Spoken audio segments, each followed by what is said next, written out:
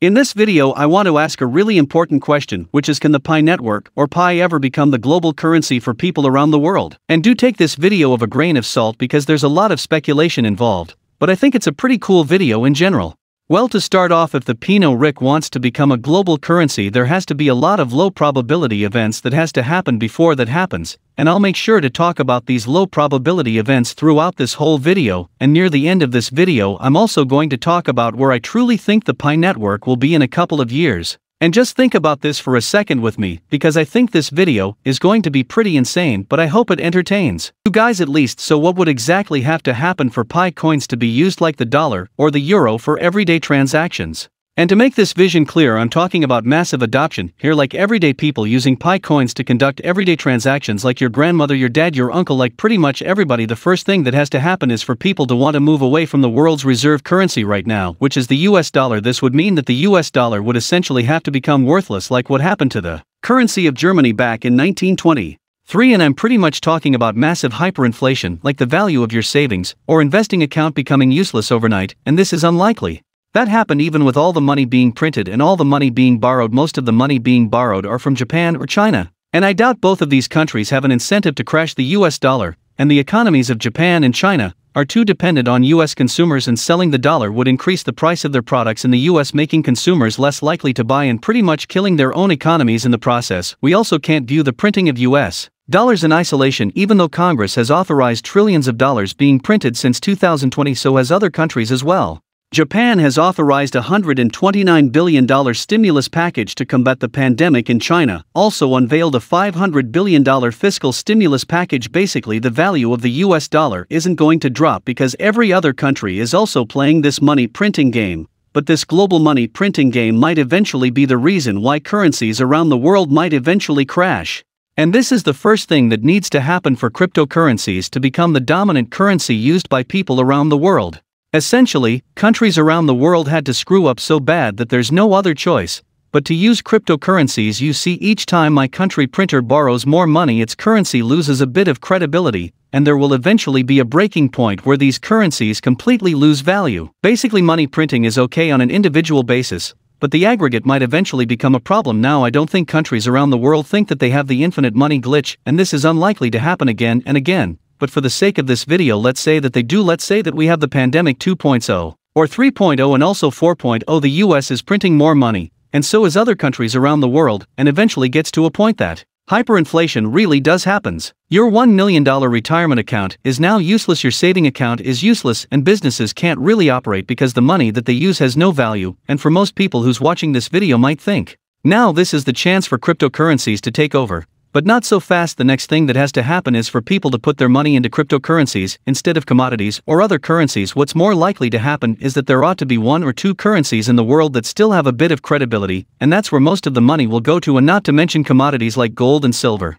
which has been trusted for thousands and thousands of years. And another question I have for you guys is watching this video is, would you really want to live in a world like this when many of the global currencies around the world began to crash? We'll see so much suffering and despair in the world. This is when radical people start sharing their message, because they know that many people are looking for a solution and also an answer to the problems. Personally, this is when I'm going to start dipping out and move myself to some isolated forests until this whole thing settles down. So in summary, it might not be so nice to see currencies around the world crashing, but let's say that this crash doesn't happen for another 10 or 20 years. And by that time, people have a pretty solid understanding and also acceptance of cryptocurrencies. In countries like China, India, and also the US have created their own cryptocurrencies that have backed by themselves. And if this is true and a crash does happen, this does give an opportunity for people to move their cryptocurrencies, or US-based cryptocurrencies or Indian-based cryptocurrencies, into more decentralized cryptocurrencies, because I'm assuming all it really takes by then is a quick click of the button.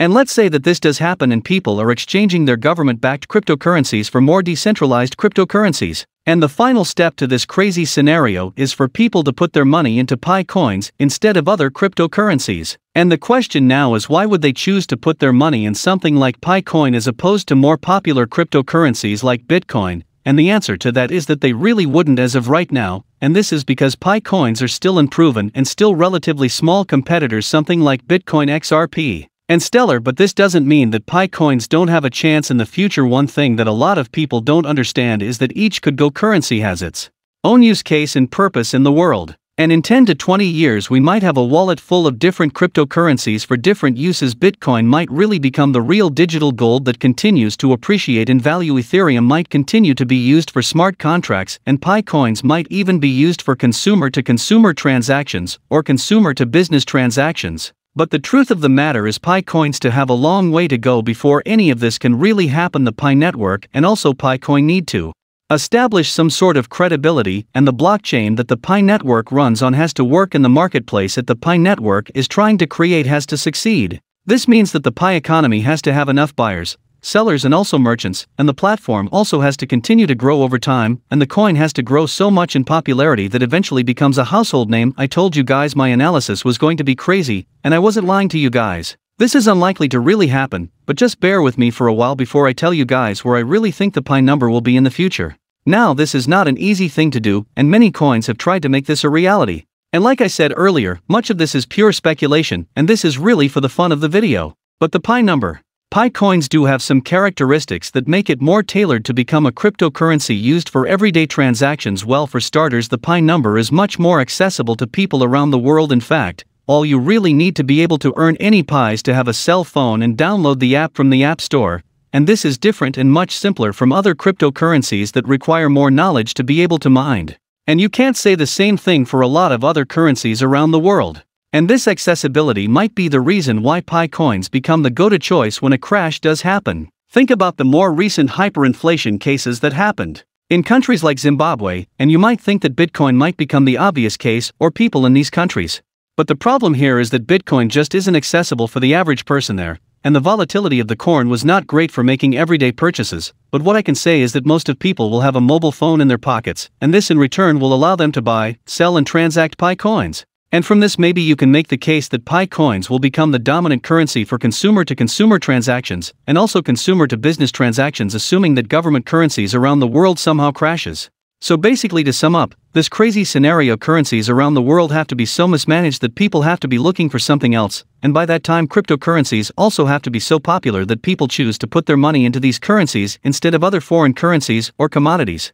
And lastly, the Pi network becomes an obvious choice because it becomes a household name.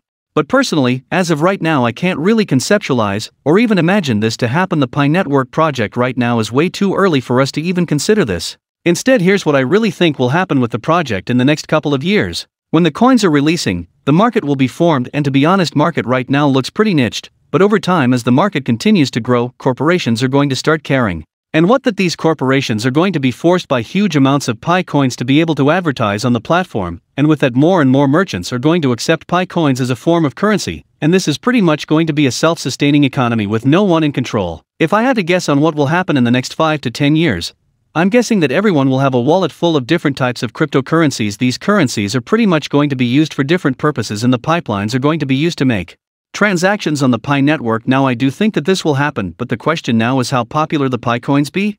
I think in the worst case scenario, the Pi network or Pi coins will be a niche market for people who want to buy and exchange things. It won't replace a US dollar, it won't replace Bitcoin or Ethereum. Instead, it's going to work alongside these other cryptocurrencies and real currencies. And it's going to be its own economy on the internet. But the point of this video is to really entertain and also to prove the point that the currency does have some good characteristics that make it a good reserve currency. In a way, it's fully decentralized, accessible, and also it has a limited amount, and the success of the Pi network really depends on how popular it's going to get in the next couple of months and also the next couple of years. So if you want to see the project succeed, make sure you tell your friends, and I hope you guys are having a great week. Thank you guys so much for watching this video. Make sure to like and subscribe, and like always, I'll see you guys again next time.